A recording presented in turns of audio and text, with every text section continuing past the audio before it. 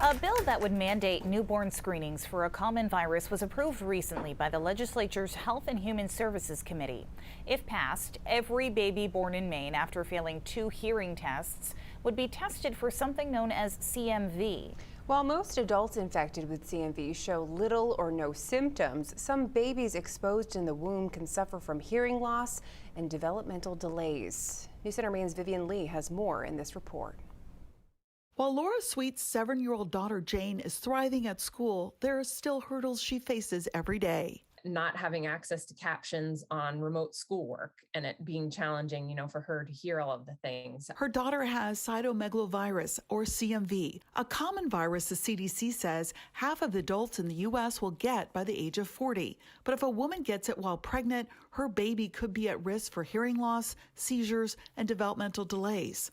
While Laura had been advised to refrain from alcohol and certain foods, she wasn't informed about CMV by her doctor. We weren't told what preventive measures we could take for CMV, and without that knowledge, there's nothing we can do. Jane failed her newborn hearing screening, but it took nearly a year to get a correct diagnosis, missing a window to get early antiviral treatment, which could have improved her symptoms. The little girl was finally fitted with cochlear implants shortly after her first birthday. If we had had her diagnosis at birth, it would have absolutely just led us in a different and much more straightforward direction. Sweet was among a handful of parents testifying in favor of a bill that would require screening for CMV for all newborns in Maine who failed 2 hearing tests. The CDC says CMV affects 1 in 200 newborns every year. About 20% will develop serious health problems.